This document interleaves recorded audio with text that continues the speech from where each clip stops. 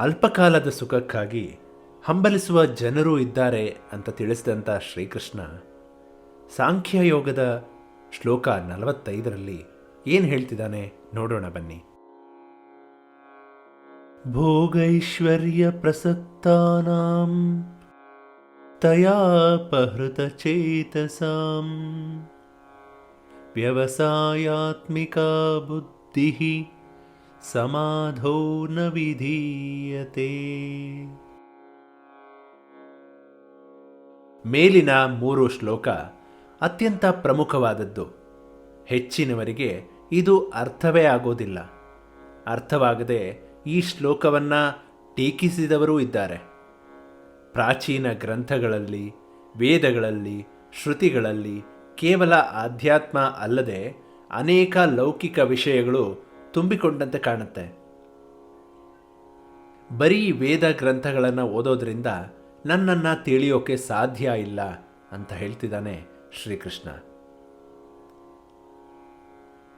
ಕೃಷ್ಣ ಹೇಳ್ತಾ ಇದ್ದಾನೆ, ವೇದವಾದಿಗಳಾದವರು ವೇದದ ಮೇಲ್ನೋಟದ ಅರ್ಥ ಇರುವ ಹೂವನ್ನು ಕಿತ್ಕೊಂಡು ಆಳವಾದ ಜ್ಞಾನಸಾಗರ ಅನ್ನುವಂಥ ಹಣ್ಣಿನಿಂದ ವಂಚಿತರಾಗ್ತಾರೆ ಅಂತ.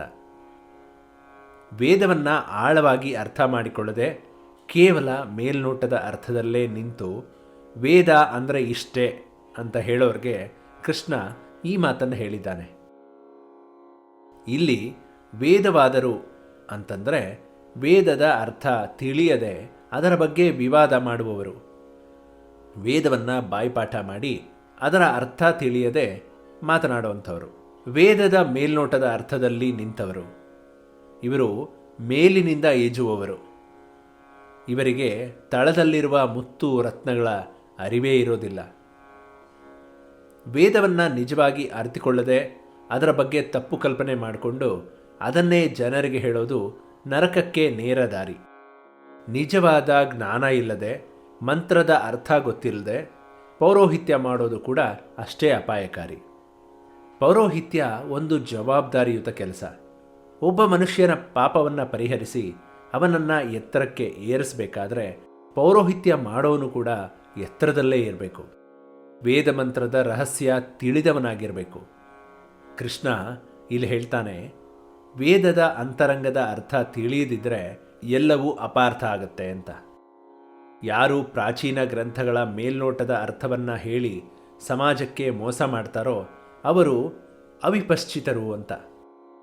ವಿಪಶ್ಚಿತರು ಅಂದರೆ ಜ್ಞಾನ ಸ್ವರೂಪವಾದ ಆತ್ಮವನ್ನು ಕಂಡುಕೊಂಡಂಥವರು, ಆತ್ಮಜ್ಞಾನಿಗಳು. ಅವಿಪಶ್ಚಿತರು ಶಾಸ್ತ್ರಕ್ಕೆ ಮೇಲ್ನೋಟದ ಅರ್ಥವನ್ನು ಹೇಳೋರು, ಅವರು ತಿಳಿಗೇಡಿಗಳು ಅಂತ ಹೇಳ್ತಿದ್ದಾನೆ ಕೃಷ್ಣ. ಈ ಮಾತು ಪ್ರಪಂಚದ ಪ್ರತಿಯೊಂದು ಧರ್ಮ ಗ್ರಂಥಗಳಲ್ಲಿದೆ. ಬೈಬಲ್ನಲ್ಲಿ ಇದನ್ನು ಗೂಢಾರ್ಥ ಅಂತ ಹೇಳ್ತಾರೆ. ಕುರಾನಿನಲ್ಲಿ ಕೂಡ ಈ ಬಗ್ಗೆ ಎಚ್ಚರದ ನುಡಿ ಇದೆ. There are sentences that are clear in meaning and there are sentences that are susceptible of different interpretations. ಇದು ಕುರಾನ್ನಲ್ಲಿ ಬರುವ ಒಂದು ನುಡಿ. ಎಲ್ಲ ಪ್ರಾಚೀನ ಅನುಭವ ಸಾಹಿತ್ಯದಲ್ಲಿ ಈ ಎಚ್ಚರವನ್ನು ಕೊಟ್ಟಿದ್ದಾರೆ. ಪ್ರಾಚೀನ ಗ್ರಂಥಗಳು ಒಗಟಿನಂತೆ. ಅದರ ಮೇಲ್ನೋಟದ ಅರ್ಥವನ್ನು ತಿಳಿದುಕೊಂಡ್ರೆ ಅಸಂಗತವಾಗತ್ತೆ. ಆಧ್ಯಾತ್ಮ ಗ್ರಂಥಗಳಲ್ಲಿ ನಮ್ಮನ್ನು ಅಭೂತಿಗೆ ಕೊಂಡೊಯ್ಯೋಕ್ಕೆ ಈ ರೀತಿ ಒಗಟಿನ ಭಾಷೆಯನ್ನು ಉಪಯೋಗಿಸಿದ್ದಾರೆ. ವೇದ ಅನ್ನೋದು ಸಾಂಕೇತಿಕ ಭಾಷೆ ಅನ್ನೋದು ಅರ್ಥಕೊಳ್ಳದೆ ಇದ್ದರೆ ಆಧ್ಯಾತ್ಮ ಚಿಂತನೆ ಅನರ್ಥ ಆಗತ್ತೆ. ಈ ರೀತಿ ತಿಳಿಯದೆ ಮಾಡುವ ಸಾಧನೆಯಿಂದ ಏನೂ ಉಪಯೋಗ ಇಲ್ಲ ಅಂತ ಹೇಳ್ತಿದ್ದಾನೆ ಕೃಷ್ಣ. ಪ್ರಾಚೀನ ಗ್ರಂಥಗಳಲ್ಲಿ ಅನೇಕ ಕಥೆಗಳನ್ನು ಕಾಣ್ತೀವಿ. ಅದನ್ನು ಮೇಲ್ನೋಟಕ್ಕೆ ನೋಡಿದ್ರೆ ವಿನೋದ ಅಂತ ಅನಿಸುತ್ತೆ. ಆದರೆ ಅದರ ತಿರುಳನ್ನು ಅರಿತರೆ ಜೀವನ ಸಾರ್ಥಕ. ಇದಕ್ಕೆ ಉತ್ತಮ ಉದಾಹರಣೆ ಗಣಪತಿಯ ಕಥೆ. ಪಾರ್ವತಿ ತನ್ನ ಮೈಯ ಮಣ್ಣಿನಿಂದ ಗಣಪತಿಯನ್ನು ನಿರ್ಮಿಸಿದ್ಲು. ಆತನ ತಲೆಯನ್ನು ಶಿವ ಕಡ್ದ. ನಂತರ ಅವನಿಗೆ ಉತ್ತರ ದಿಕ್ಕಿಗೆ ತಲೆ ಹಾಕಿದ ಆನೆಯ ತಲೆಯನ್ನು ಜೋಡಿಸಿದ್ರು. ಕಡುಬು ತಿಂದ ಗಣೇಶ ಹೊಟ್ಟೆಗೆ ಹಾವನ್ನು ಸುತ್ತಕೊಂಡ. ಏನಿದರ ಅರ್ಥ? ಭಾಗಶಃ ಈ ಕಥೆಯನ್ನು ಕೇಳದೇ ಇರೋರಿಲ್ಲ. ಆದರೆ ಅರ್ಥ ತಿಳಿದವರು 1000ಕ್ಕೆ ಒಬ್ಬರು ಕೂಡ ಇಲ್ಲ. ಈ ಕಥೆಯನ್ನು ಸೂಕ್ಷ್ಮವಾಗಿ ವಿಶ್ಲೇಷಿಸಿದರೆ ಮಾತ್ರ ನಮಗೆ ಕಥೆಯ ಮಹತ್ವ, ಪೂಜೆಯ ಮಹತ್ವ, ನಂಬಿಕೆಯ ಮಹತ್ವ ಗೊತ್ತಾಗುತ್ತೆ. ಗಣಪತಿ ಆಕಾಶದ ದೇವತೆ. ಆಕಾಶ ಪಂಚಭೂತಗಳಲ್ಲಿ ಮಹತ್ವವಾದದ್ದು. ಗಣಪತಿಯ ಸ್ಥಾನ 21ನೆಯದು. ಅದಕ್ಕಾಗಿ ಅವನಿಗೆ 21 ಮೋದಕ ಅರ್ಪಣೆ. 5 ಅಂತಃಕರಣ, 5 ಜ್ಞಾನೇಂದ್ರಿಯ, 5 ಕರ್ಮೇಂದ್ರಿಯ, 5 ತನ್ಮಾತ್ರೆಗಳು, ಶಬ್ದ, ಸ್ಪರ್ಶ, ರೂಪ, ರಸ, ಗಂಧ, ಇವು ತನ್ಮಾತ್ರೆಗಳು. ಇದರಿಂದ ಆಚೆಗೆ ಆಕಾಶ, ಗಾಳಿ, ಬೆಂಕಿ, ನೀರು, ಮಣ್ಣು. ಇಲ್ಲಿ ಆಕಾಶ 21ನೇ ಮೆಟ್ಲಲ್ಲಿದೆ. ಇದು 21ನೇ ತತ್ವ. ಗಣಪತಿಗಿಂತ ಮೊದಲ ಸ್ತರದಲ್ಲಿರುವ ತತ್ವಾಭಿಮಾನಿಗಳು 20 ಮಂದಿ. ಬ್ರಹ್ಮ, ವಾಯು, ಗರುಡ, ಶೇಷ, ರುದ್ರ, ಇಂದ್ರ, ಕಾಮ, ಅಹಂಪ್ರಾಣ, ಅನಿರುದ್ಧ, ಸ್ವಯಂಭುವಮನು, ಬೃಹಸ್ಪತಿ, ದಕ್ಷ ಪ್ರಜಾಪತಿ, ಪ್ರವಹವಾಯು, ಚಂದ್ರ, ಸೂರ್ಯ, ಯಮಧರ್ಮ, ವರುಣ, ವಹ್ನಿ, ಮಿತ್ರ ಮತ್ತು ನಿವೃತ್ತಿ. ಗಣಪತಿ 21ನೆಯವನು. ಇನ್ನು ಶಿವ ಪಾರ್ವತಿಯರು. ಇವರು ದಂಪತಿಗಳು. ಇಲ್ಲಿ ಶಿವ ಮನಸ್ಸಿನ ಅಭಿಮಾನಿ ಮತ್ತು ಪಾರ್ವತಿ ವಾಗ್ದೇವತೆ. ಮನಸ್ಸು ಯೋಚಿಸಿದಂತೆ ಮಾತು. ಅದಕ್ಕಾಗಿ ಅವರದ್ದು ಅನ್ಯೋನ್ಯ ದಾಂಪತ್ಯ. ಶಬ್ದದ ಮೂಲ ಶಕ್ತಿ, ಗಾಳಿ ಮತ್ತು ಆಕಾಶ. ಆಕಾಶ ಮತ್ತು ಗಾಳಿ ಇಲ್ಲದಿದ್ದರೆ ಶಬ್ದ ಇಲ್ಲ. ನಮ್ಮ ಒಳಗಿನ ವಾಕ್ನಾದವೇ ಪಾರ್ವತಿ. ಅದು ಶಬ್ದ ರೂಪದಲ್ಲಿ ಹೊರಹೊಮ್ಮುವುದೇ ಮಾತು. ಇದು ಮೂಲನಾದದ ಸ್ಥೂಲ ರೂಪ. ಮನುಷ್ಯನಿಗೆ ದೊಡ್ಡ ಆಪತ್ತು ಮಾತು. ಆಧ್ಯಾತ್ಮ ಸಾಧನೆಗೆ ಬೇಕಾಗಿರೋದು ಮಾತಿಗಿಂತ ಹೆಚ್ಚಾಗಿ ಮೌನ. ತನ್ನತನದ ಅರಿವಿಲ್ಲದೆ ಅಹಂಕಾರ ತತ್ವದ ವಿರುದ್ಧ ಮಾತು ಬೆಳೆದಾಗ ಮಾತಿನ ಶಿರ ಭೇದನವಾಗದೆ ಜ್ಞಾನ ಇಲ್ಲ. ಶಿರ ಭೇದವಾದ ಮೇಲೆ ಪುನಃ ಅದೇ ಮಾತು ಮುಂದುವರಿಬಾರದು. ಅದಕ್ಕಾಗಿ ಎಲ್ಲವನ್ನ ಕೇಳುವ ದೊಡ್ಡ ಕಿವಿಯುಳ್ಳ ಪ್ರಾಣಶಕ್ತಿಯನ್ನು ನಿಯಂತ್ರಿಸುವ ಉದ್ದನೆಯ ಮೂಗಿನ ಸಾಂಕೇತ ರೂಪವಾದ ಆನೆಯ ತಲೆಯನ್ನು ಇಟ್ಟು ಗಣಪತಿ ಅನ್ನುವಂತಹ ಹೊಸ ಆಕಾರದ ಜನನ ಆಗುತ್ತೆ.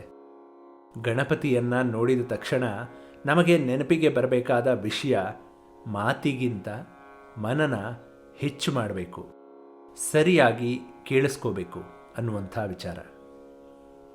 ಇನ್ನು ಉತ್ತರ ದಿಕ್ಕಿಗೆ ತಲೆ ಹಾಕೋದು ಅಂದರೆ ಏನು? ಸಾಮಾನ್ಯವಾಗಿ ನಮಗೆಲ್ಲರಿಗೂ ಗೊತ್ತಿರೋ ಹಾಗೆ ಉತ್ತರಕ್ಕೆ ತಲೆ ಹಾಕಿ ಮಲಗಬಾರ್ದು. ದಕ್ಷಿಣಕ್ಕೆ ಮುಖ ಮಾಡಿ ಪೂಜೆಗೆ ಕುಳಿತುಕೊಳ್ಬಾರ್ದು.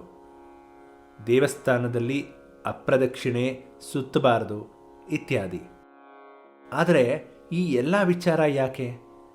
ಇದರ ಹಿಂದಿರೋ ಸಿದ್ಧಾಂತ ಏನು? ಈ ಭೂಮಿಯಲ್ಲಿ ಉತ್ತರ ಧ್ರುವದ ಶಕ್ತಿ ಉತ್ತರದಿಂದ ಪೂರ್ವಕ್ಕೆ ಹರಿತಾ ಇರುತ್ತೆ, ಹಾಗೂ ದಕ್ಷಿಣ ಧ್ರುವದ ಶಕ್ತಿ ದಕ್ಷಿಣದಿಂದ ಪಶ್ಚಿಮಕ್ಕೆ ಹರಿತಾ ಇರುತ್ತೆ. ನಮ್ಮ ಚಲನೆ ಕೂಡ ಈ ಶಕ್ತಿಪಾತಕ್ಕೆ ಅನುಗುಣವಾಗಿರಬೇಕು. ನಾವು ದಕ್ಷಿಣಕ್ಕೆ ಮುಖ ಮಾಡಿದರೆ ದಕ್ಷಿಣ ಧ್ರುವದ ಶಕ್ತಿಪಾತಕ್ಕೆ ನಮ್ಮನ್ನು ನಾವು ಒಡ್ಡಿಕೊಂಡಂತೆ, ಹಾಗೂ ಉತ್ತರಕ್ಕೆ ಮುಖ ಮಾಡಿದರೆ ಉತ್ತರ ಧ್ರುವದ ಶಕ್ತಿಪಾತಕ್ಕೆ ಒಡ್ಡಿಕೊಂಡಂತೆ ಆಗತ್ತೆ. ಉತ್ತರಕ್ಕೆ ತಲೆ ಹಾಕಿ ಮಲಗೋದು ಅಂದರೆ ಎದ್ದಾಗ ದಕ್ಷಿಣಕ್ಕೆ ಮುಖ ಮಾಡೋದು.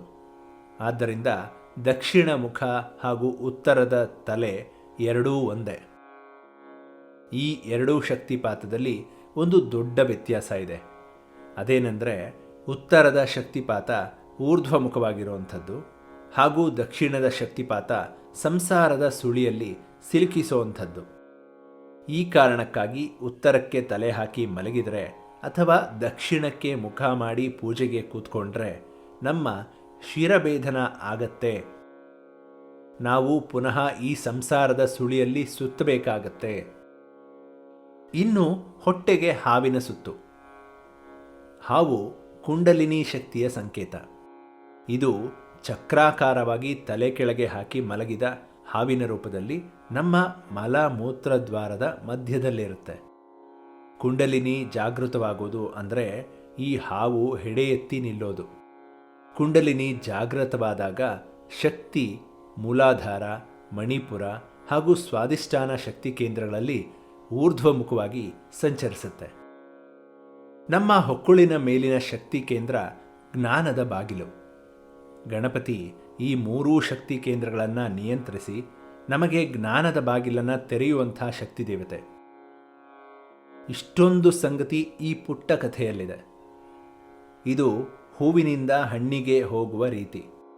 ಕೇವಲ ಮೇಲ್ನೋಟದ ಅರ್ಥದಲ್ಲೇ ನಿಂತರೆ ತೊಂದರೆ ಇಲ್ಲ, ಆದರೆ ಅದರಿಂದ ಆಚೆಗೆ ಏನೂ ಇಲ್ಲ ಅಂತ ತಿಳಿದರೆ ಅದು ಅನರ್ಥ. ನಾವು ನಮ್ಮ ತಲೆಯಲ್ಲಿರೋದನ್ನು ವೇದದಲ್ಲಿ ನೋಡಕ್ಕೆ ಹೋಗದೆ ವೇದದಲ್ಲಿರೋದನ್ನು ನಮ್ಮ ತಲೆಯೊಳಗೆ ತುಂಬಿಕೊಳ್ಬೇಕು. ವೇದವನ್ನು ಮೇಲ್ನೋಟದಲ್ಲಿ ಕಂಡಾಗ ಕೇವಲ ಜನ್ಮ, ಕರ್ಮ, ಹುಟ್ಟು, ಸಾವು ಈ ಸುಳಿಯಲ್ಲೇ ಇರುತ್ತೆ ಅಂತ ಯಾವತ್ತೂ ಅಮರತ್ವದ ದಾರಿ ಕಾಣೋದೇ ಇಲ್ಲ. ಮೇಲ್ನೋಟಕ್ಕೆ ವೇದವನ್ನು ಕಾಣೋರು ಬೆಳಗಿನಿಂದ ಸಂಜೆ ತನಕ ಭೋಗ, ಐಶ್ವರ್ಯ, ಕರ್ಮ ಕಲಾಪದಲ್ಲಿ ನಿಂತು ಆತ್ಮ ಸಾಕ್ಷಾತ್ಕಾರವನ್ನು ಮರೆತು ನಿಲ್ತಾರೆ.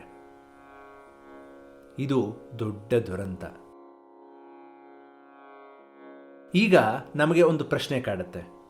ಅದೇನೆಂದರೆ, ಪ್ರಾಚೀನ ಆಧ್ಯಾತ್ಮ ಗ್ರಂಥಗಳನ್ನು ಯಾಕೆ ಒಗಟಿನ ರೂಪದಲ್ಲಿ ಬರೆದಿದ್ದಾರೆ ಅಂತ. ತರಗತಿಗೆ ಒಂದು ಪಠ್ಯಪುಸ್ತಕ ಇರೋ ಹಾಗೆ ಈ ಗ್ರಂಥಗಳನ್ನು ಹಂತ ಹಂತವಾಗಿ ಅರ್ಥ ಆಗುವಂಥ ರೀತಿ ಯಾಕೆ ಬರೆದಿಲ್ಲ ಅನ್ನುವಂಥ ಪ್ರಶ್ನೆ. ಇಲ್ಲಿ ನಾವು ತಿಳಿದುಕೊಳ್ಬೇಕಾದ ವಿಷಯ ಅಂದರೆ, ಈ ಗ್ರಂಥಗಳನ್ನು ತಿಳಿದುಕೊಳ್ಳೋಕೆ ಯೋಗ್ಯತೆ ಬೇಕು. ಇಲ್ಲಿ ಪುಸ್ತಕ ಒಂದೇ, ಆದರೆ ಒಂದೇ ಪುಸ್ತಕದಲ್ಲಿ ಅನೇಕ ಹಂತದ ಶಿಕ್ಷಣ ಅಡಗಿದೆ. ಈ ವೇದ ಗ್ರಂಥಗಳು ಯಾವತ್ತಿಗೂ ಅಯೋಗ್ಯರಿಗೆ ದಕ್ಕೋದಿಲ್ಲ. ಅವು ಕೇವಲ ತನ್ನನ್ನು ಅರಿಯಬಲ್ಲ, ಅರಿತು ಅದರ ಸದುಪಯೋಗ ಮಾಡಿಕೊಳ್ಳಬಲ್ಲವನ ಮುಂದೆ ಮಾತ್ರ ತೆರೆದುಕೊಳ್ಳುತ್ತೆ. ಯೋಗ್ಯನಾದವನು ಈ ಗ್ರಂಥದ ಆಳಕ್ಕೆ ಇಳಿದಷ್ಟು ಹೆಚ್ಚು ಹೆಚ್ಚು ವಿಷಯ ತಿಳಿತಾನೆ. ಒಂದು ಗ್ರಂಥವನ್ನು ಅರಿಯೋಕೆ ಅನೇಕ ಜನ್ಮಗಳ ಸಾಧನೆ ಬೇಕು ಅಂತ ಕೃಷ್ಣ ಹೇಳ್ತಿದ್ದಾನೆ. ಮುಂದಿನ ಸಂಚಿಕೆಯಲ್ಲಿ ಕೃಷ್ಣನ ಮತ್ತೊಂದು ಶ್ಲೋಕದೊಂದಿಗೆ ಮತ್ತೆ ಭೇಟಿಯಾಗೋಣ. ಅಲ್ಲಿವರೆಗೂ ಎಲ್ಲರಿಗೂ ನಮಸ್ಕಾರ.